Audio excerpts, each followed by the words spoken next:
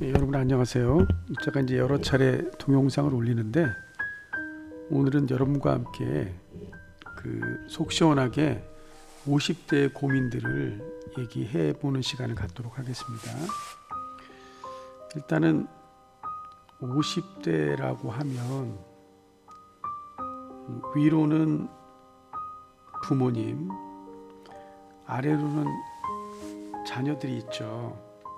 그래서 위로는 부모 봉양의 문제가 있을 것이고, 아래로는 이제 자녀들의 취직과 결혼 문제가 있잖아요. 참 힘든 시기를 살아가고 있습니다. 60년대에 태어나서 격변의 7, 80년대를 겪고 90년대에 IMF를 겪었고요. 새천년을 맞이해서 장밋빛 인생이 펼쳐지는 듯 했지만 많은 시련들이 있습니다. 열심히 달려왔는데 어느덧 50대가 됐고 이제는 100세 시대라고 하지만 살아온 날보다는 살아갈 그런 기간이 더 짧게만 느껴지고요. 왠지 직장에서는 퇴물 취급받고 혹은 승진하지 못했다면 아랫사람 눈치 보고 본인보다 나이 어린 하급자가 승진을 해서 업무를 지시하는 입장에 있다면 아마 그 고통은 매우 클 것이라고 생각을 합니다.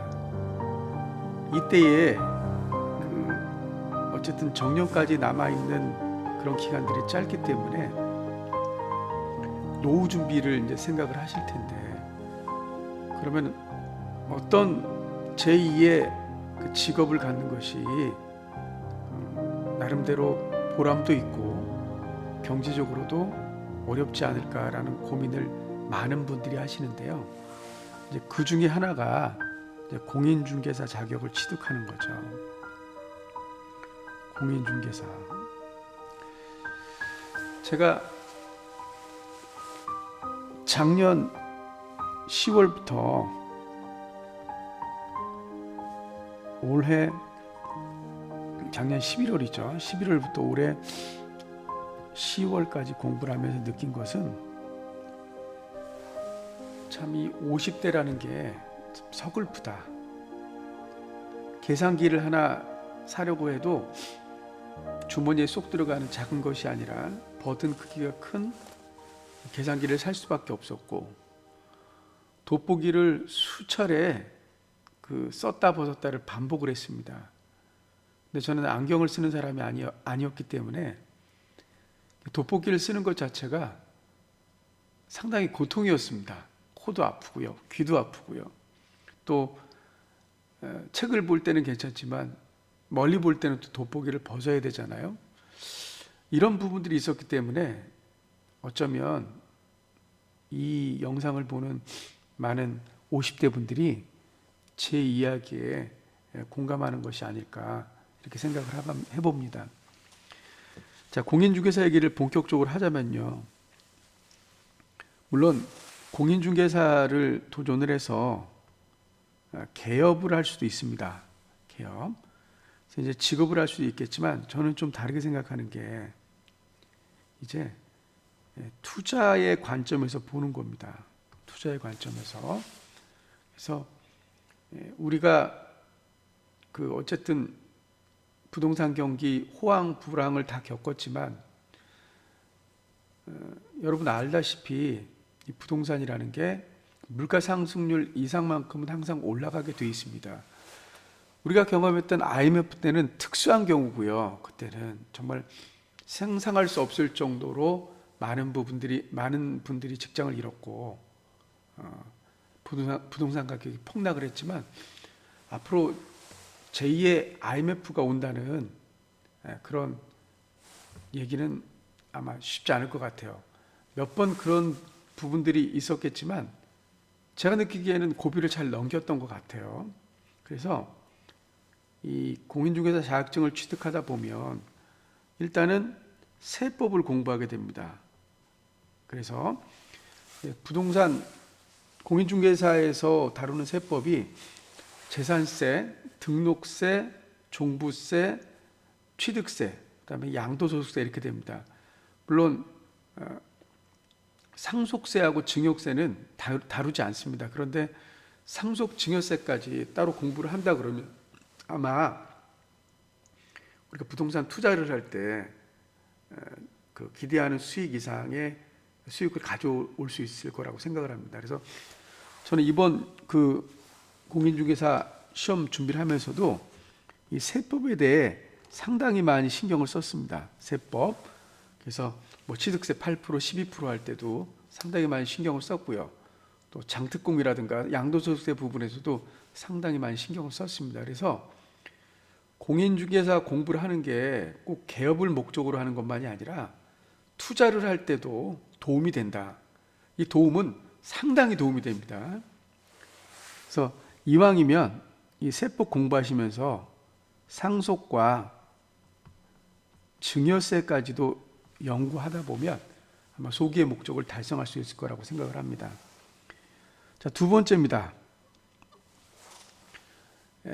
가정 자산에 대한 투자도 문제지만 자녀에 대한 투자도 준비를 하셔야 됩니다.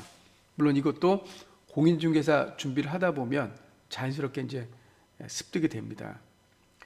저 역시 아들과 딸이 있지만 청약 통장이 있습니다. 그래서 이 청약에 대해서 역시 공부하고 있습니다.